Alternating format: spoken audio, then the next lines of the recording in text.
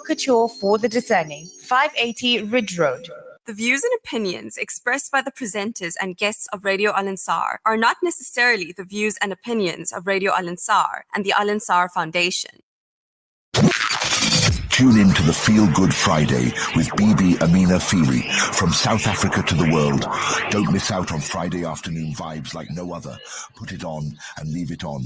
Join us for inspiration and positivity, from trailblazing guests to topics you want to hear. Your Friday just got better. Let's make the end of the week better together. The Feel Good Friday with Bibi Amina Feely. Young, fresh and trending. Turn it up to the sound. Yeah.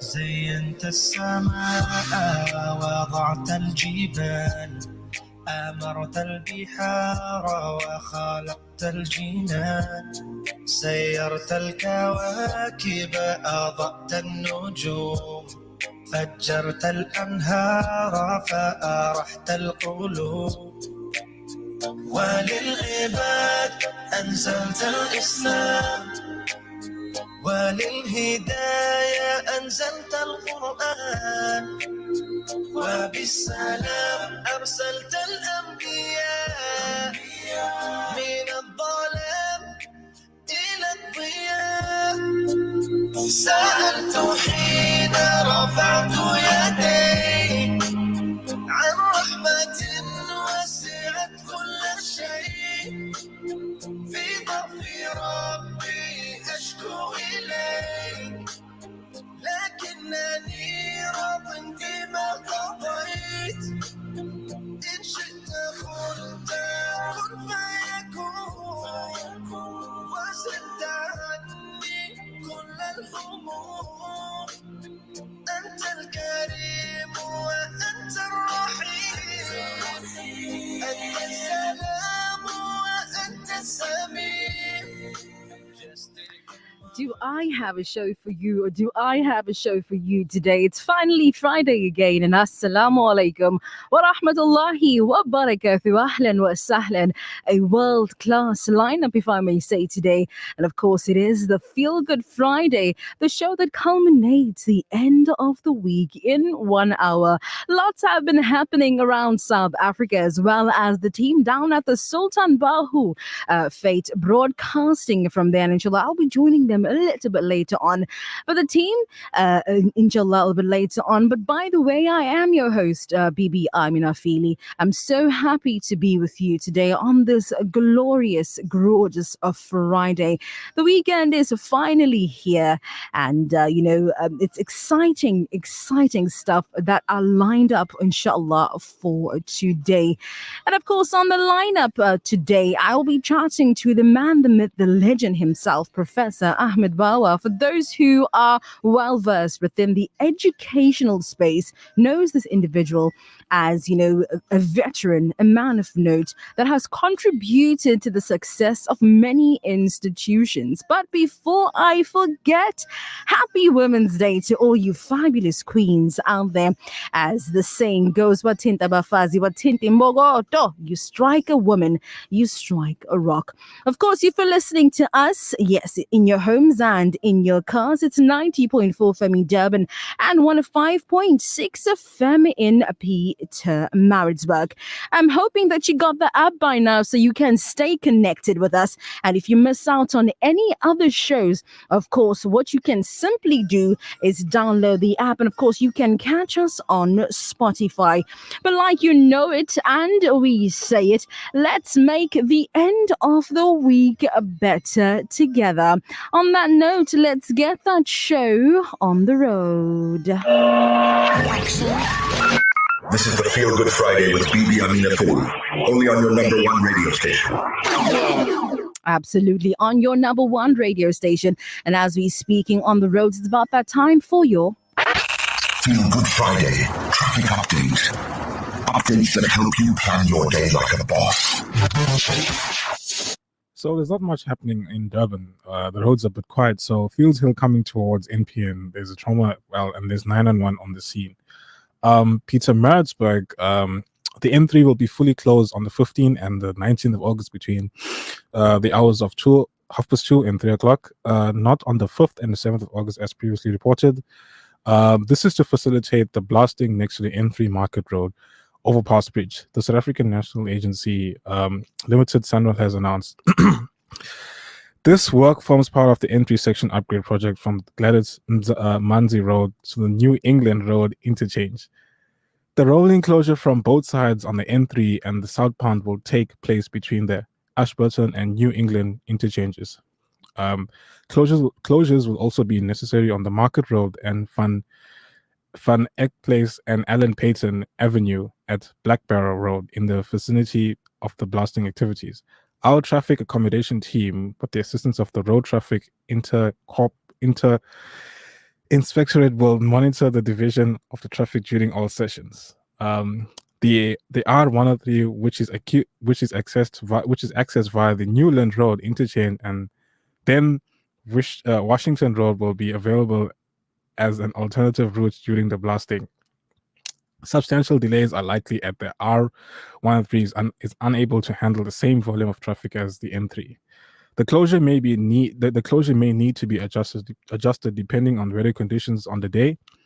If that happens, a second notice with information and new time will be issued. And for your traffic updates on the Feel Good Friday, I am Zakaria Omar. Feel Good Friday traffic update.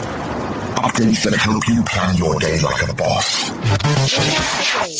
Proudly brought to you by Sunpick, 100% pure sunflower cooking oil. Sunpick, cook more with less.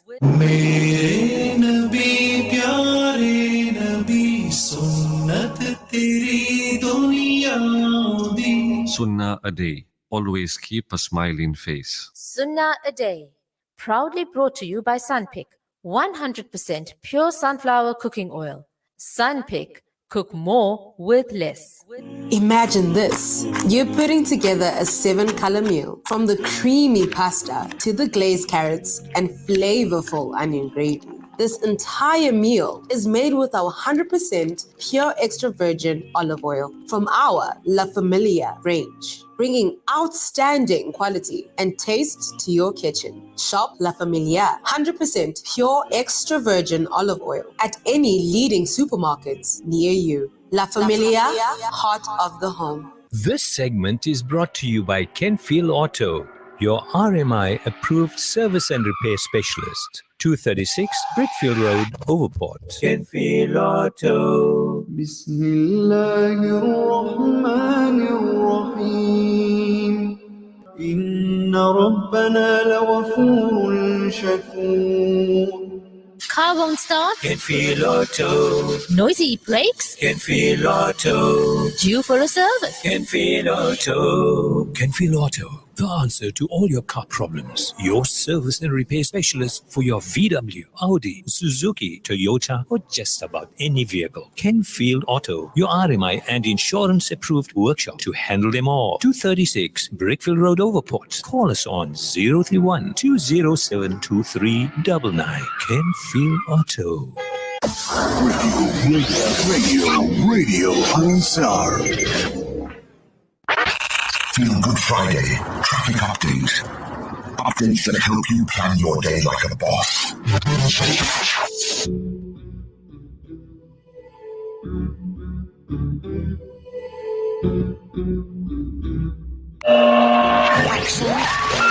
This is the Feel Good Friday with Bibi Amina Fool, only on your number one radio station. I'll be mine, I'll be mine, I'll be mine. Was the greatest man that ever lived, yeah.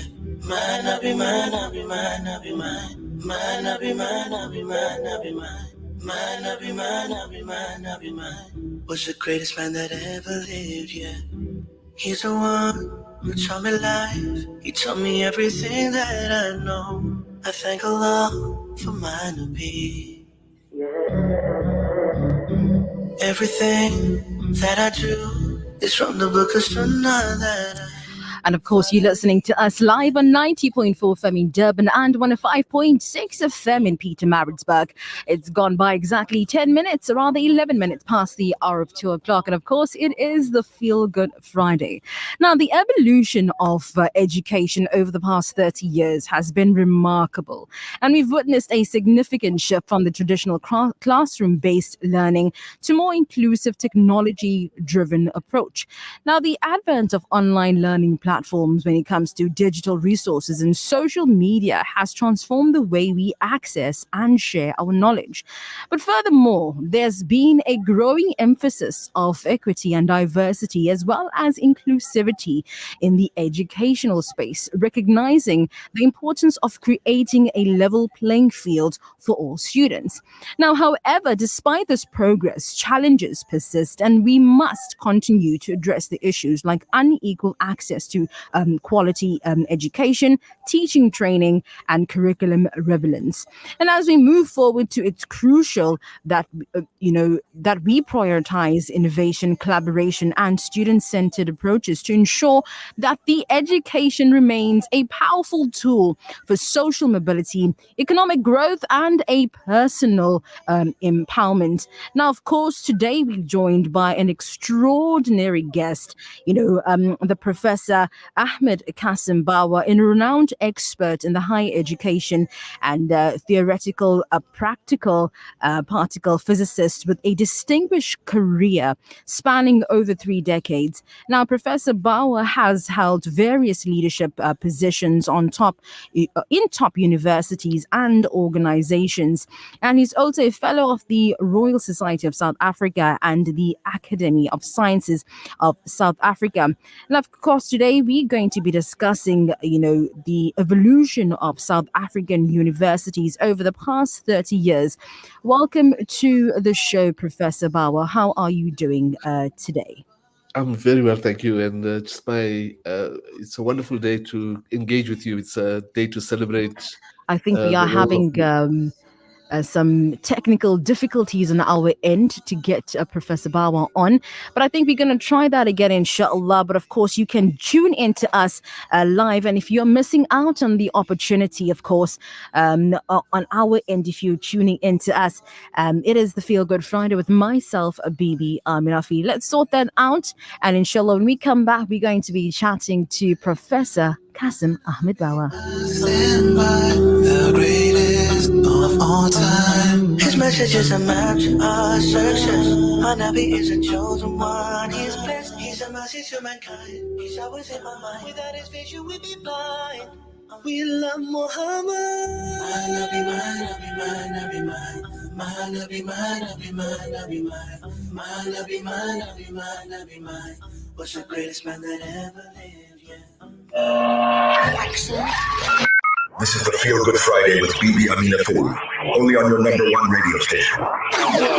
Of course, Radio Al Ansar it is. I think we should do that again. So welcoming to the Feel Good Friday stage, Professor Bawa. Assalamu alaikum wa rahmatullahi wa barakatuh.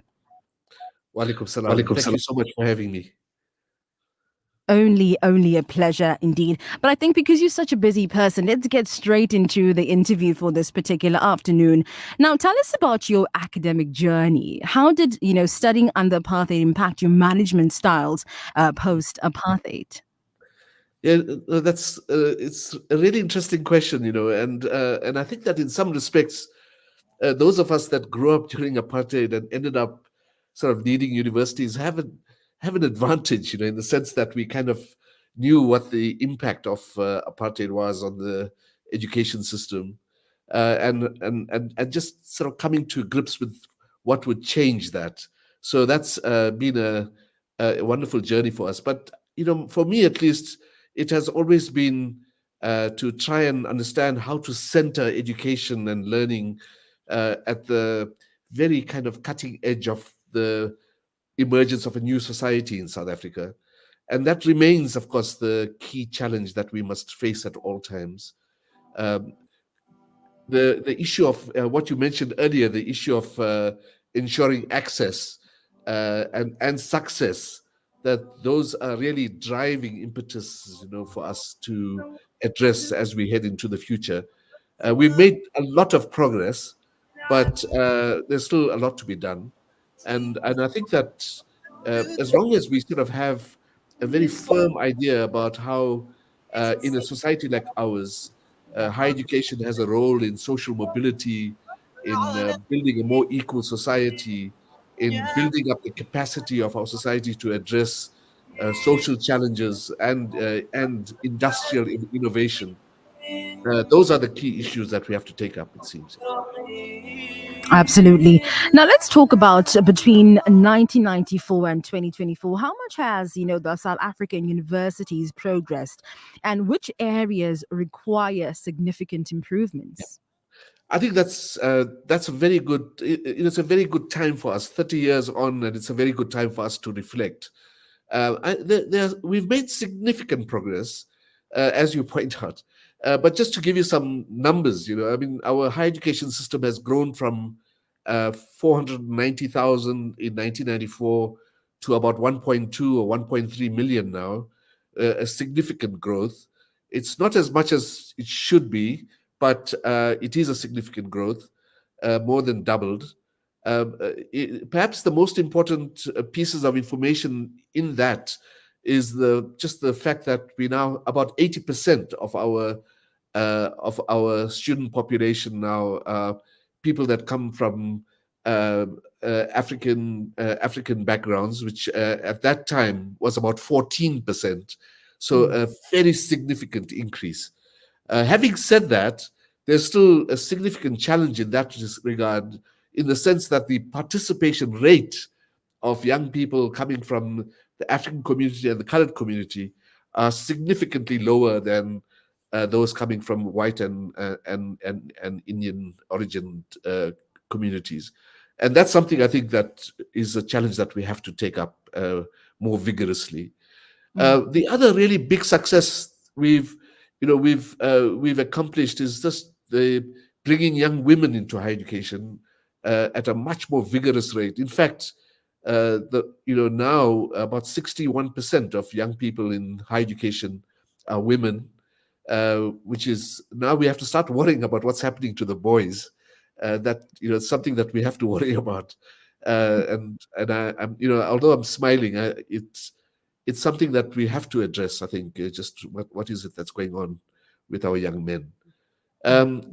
We've had a significant increase in the research output, which is good. The question still remains about the articulation of that research with the needs of our society. And those are questions I think that we have to keep pushing at. Although, one would say that, that the research output should translate into innovation, not just industrial innovation, but also social innovation. I think we need to spend much more time trying to understand that. And then I guess the other really big success has been, in fact, to just this idea of getting the higher education system to kind of articulate, if you like, with the labor market, just what the demands of the labor market are. Now, the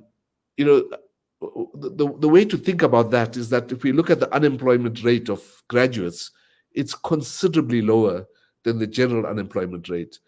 So that gives you a sense, in fact, that that there's still there's a very good absorption of graduates by the economy and so on. So those are some of the successes. There are others, but those are some of the successes. Absolutely. Now, amongst the 30,000 universities globally, we have South African universities such as the University of Cape Town, Stellenbosch University, as well as the University of KwaZulu-Natal, ranking amongst the best 150 to 300 universities globally. What factors, obviously, were considered in such a ranking? Yeah, I think that's a very good question, and to be honest, I'm not a fan of rankings because, rankings were really developed largely by the context in the global north, if you like. I mean, so it was really kind of, rankings that were set up to measure the kinds of successes, if you like, of the universities in the global north. And we have to keep reminding ourselves that those systems are considerably older than ours. They've been there for centuries, and of course that has an impact on what you are measuring and so on. In South Africa, just to give you one example, all of our universities, all 26 of our universities, are predominantly undergraduate universities. Now that immediately counts against the rankings because if you look at the high performing institutions, they are predominantly postgraduate.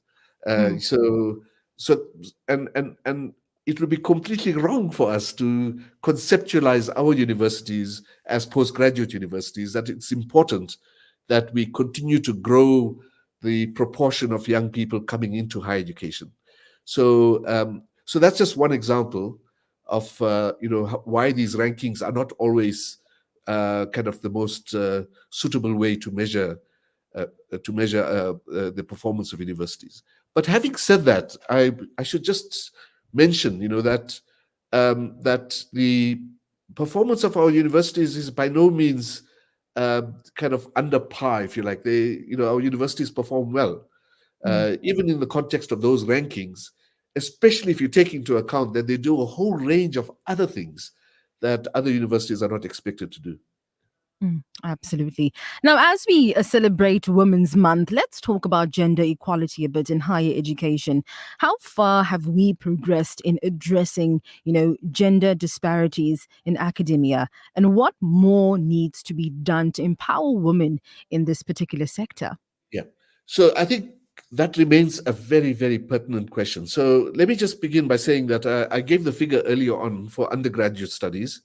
About 61% of students now in higher education are women. What one would like to see is that now begin to play itself out in terms of postgraduate studies and in terms of the participation of women as academics and in the workplace, by the way. I mean, you also want to see women sort of graduating up into the leadership in the private sector and so on, and in government. It's interesting that if one looks at the postgraduate numbers, there's certainly a decline in the participation of women away from the 61%, but still very much competitive with men, if you like. So very much similar numbers at the postgraduate level, but one does see that fall from the 61%, if you like. And then if you go to the academic sector, what one sees is just the fact that at the level of lecturers, there's very much a parity now between men and women. But as you go up the academic ladder to senior lecturer, associate professor, then we begin to see men beginning to dominate. Now, part of that is historical, of course, because the past has produced more male academics than female academics. So one hopes that over a period of time there'll be a change. But what I can say is that if you take, all of our universities now have a significant set of programs in place to accelerate the participation of women in the higher echelons of the universities. And I want to say that the picture might be very different about 5 or 10 years from now, but it's of concern, and we mustn't take our eyes off that big issue, it seems to be. Absolutely. And I know you spoke about ranking earlier on, but do you envisage any South African universities being ranked amongst the first 20 universities someday? And also, are these rankings a true reflection of high-performing universities or real expectations of a sustainable university? I think that we have to be careful to understand what those rankings actually measure.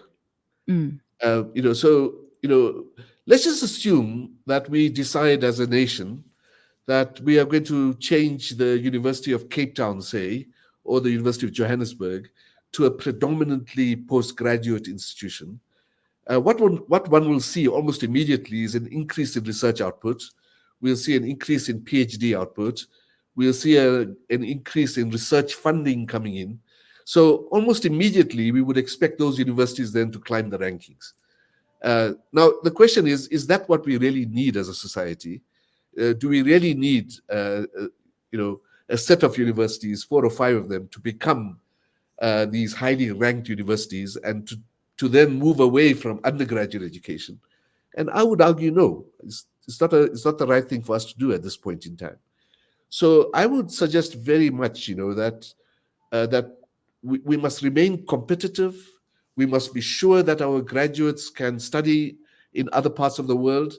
We must be sure that our universities contribute to the global knowledge system in the most effective ways.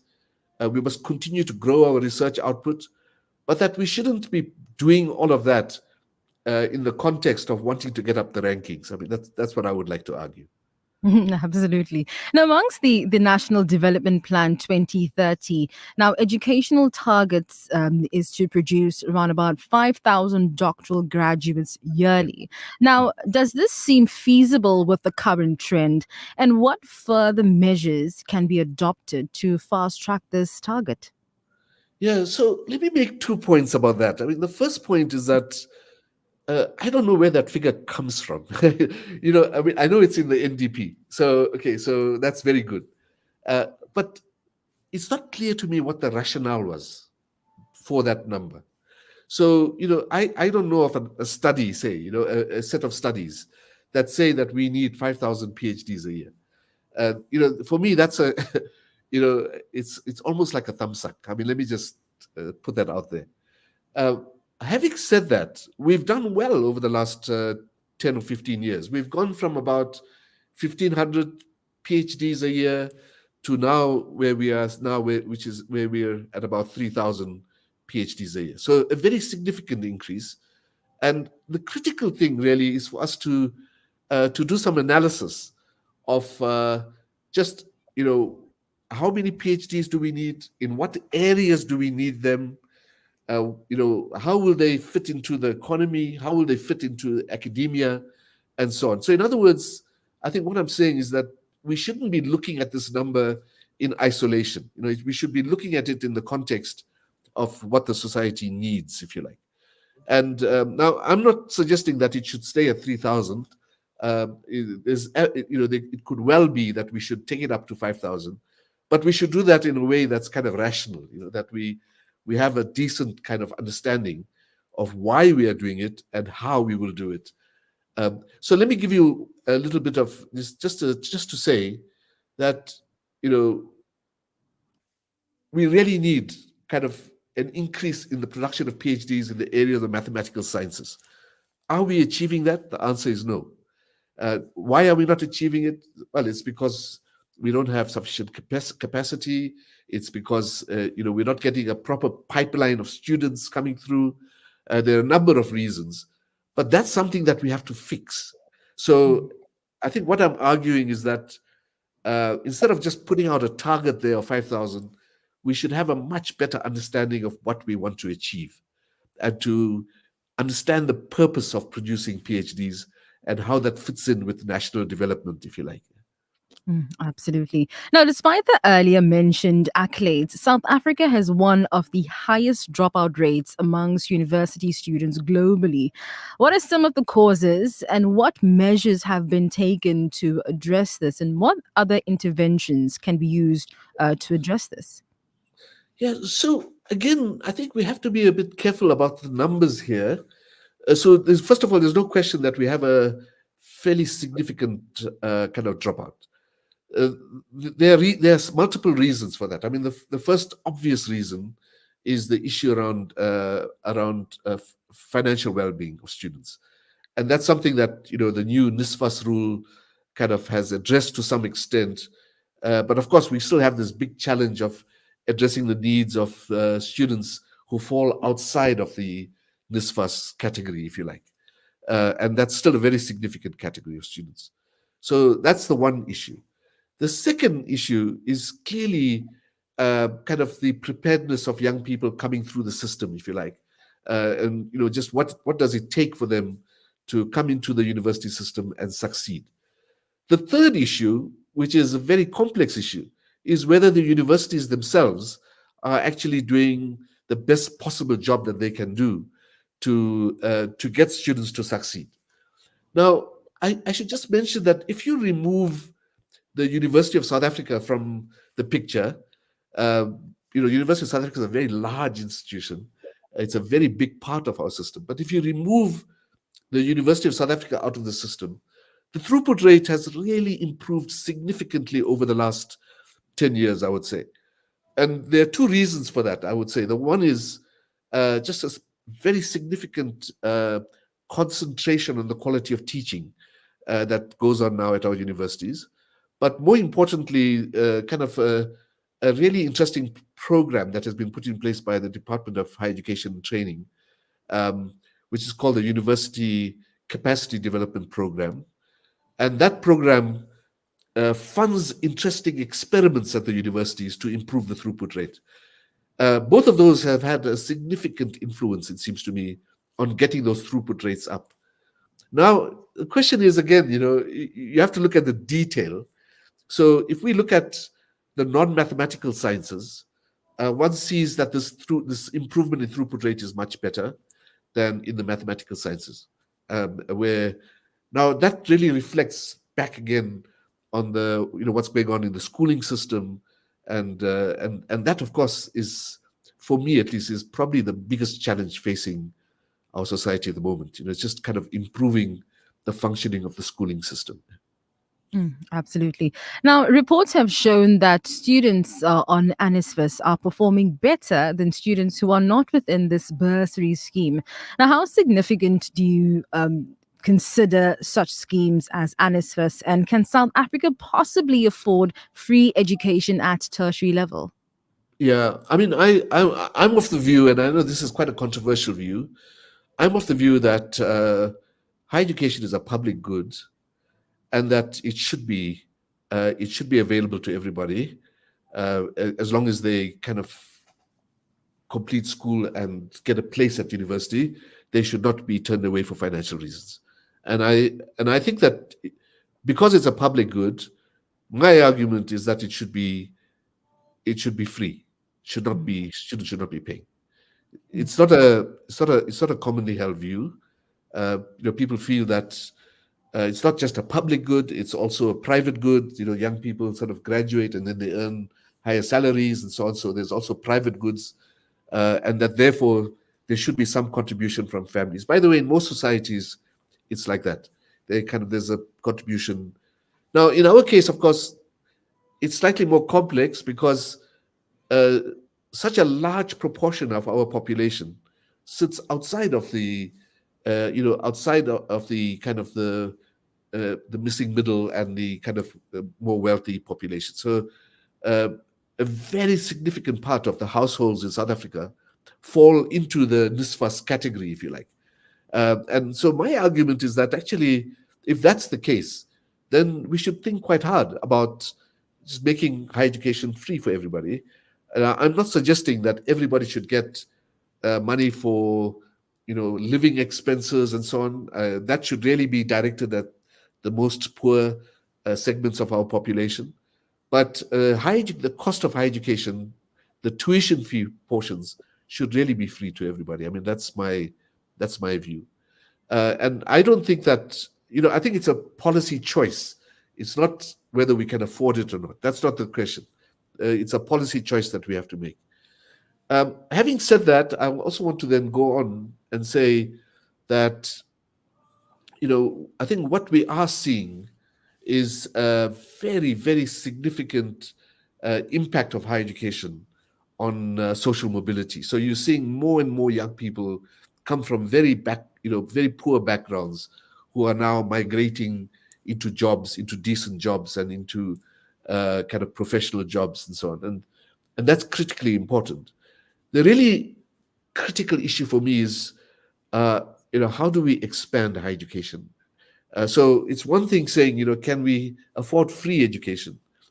It's a very different question about whether we can afford to increase access to higher education. So that at the moment, the participation rate in higher education is about 22% of 18 to 24-year-olds.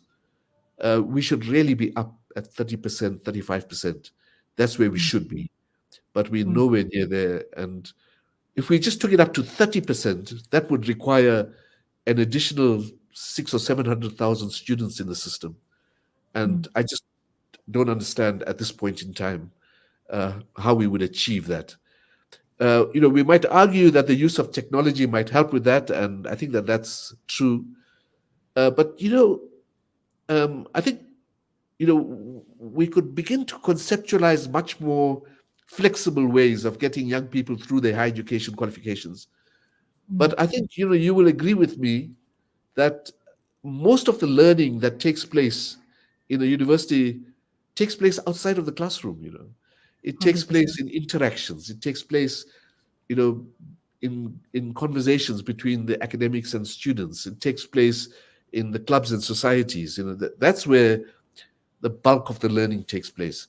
So, I'm not an advocate for kind of shifting all of higher education onto technology platforms. I think technology platforms have a very important role to play, but I don't think that it can replace getting young people to come onto campus. How else are we going to build a new society? A society that's free of race and free of ethnic considerations and so on, unless we bring people together to live together, to work, to study together, and so on. It seems to me that nation building really does depend very heavily on having institutions that bring people together. And I'm not just talking about the universities. I'm also talking about the schools and colleges and other kinds of institutions. Absolutely. Now, with your wealth of experience and influence, having been, a COO for Universities of South Africa, the Vice Chancellor of Duty, Deputy Vice Chancellor of UKZN, amongst other key positions you've held in academia, what advice can you offer the current crop of leaders among South African universities? Yeah. I have a simple message. The simple message is that we must keep our eye on the ball, that we must really be focused, on what we want higher education to achieve.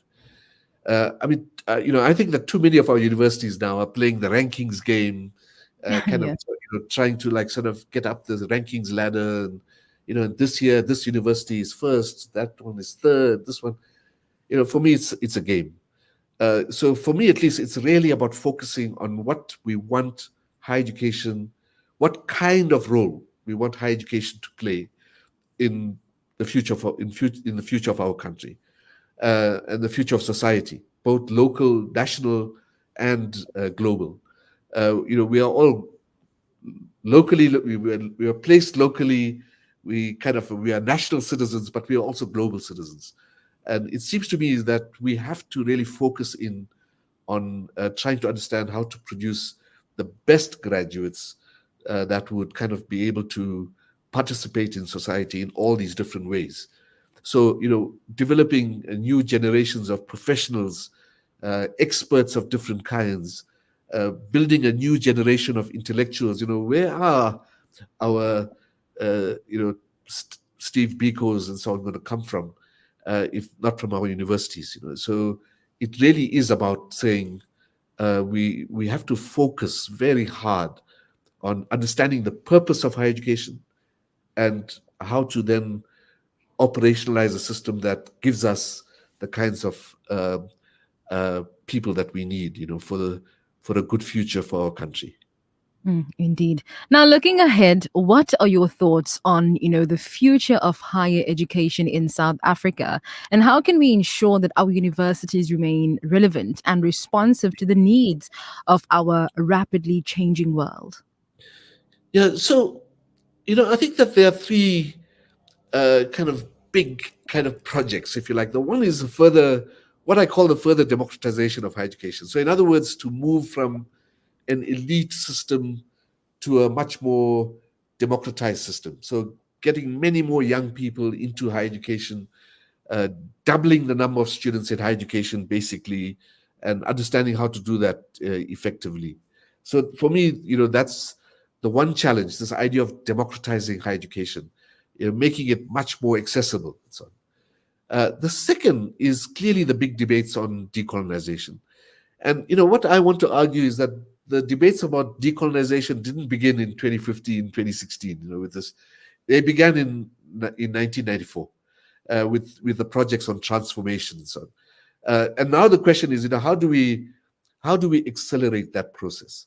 And it seems to me, at least, that the key way of doing that, is really to begin to understand how to build much more kind of effective networks between the universities and society.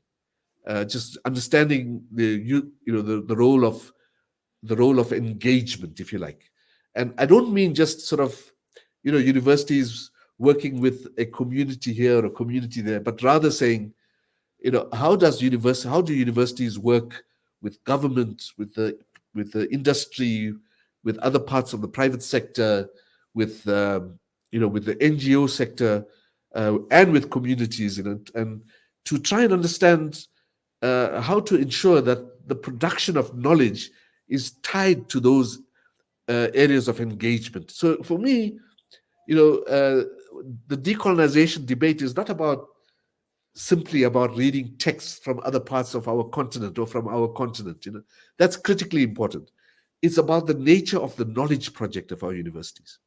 It's about how to transform the knowledge project of our universities. That is what decolonization is. It's the production of a new kind of enterprise of knowledge, which kind of really generates something that's uniquely South African and uniquely African, that we take into the global knowledge enterprise, if you like. Absolutely. Well, I think that's all we have time for today, Professor Ahmed Bawa. Jazakallah so much for joining us. You have lots of fans, by the way, individuals that are looking forward to this interview. But thank you so much for joining us today. Thank you very much for having me. It's only a pleasure. Of course, you're listening to us live on 90.4 FM in Durban and 105.6 FM in Pietermaritzburg. This is, of course, the Feel Good Friday. Lots to talk about, lots to chat about, especially because our team is back down there at the Sultan Bahu.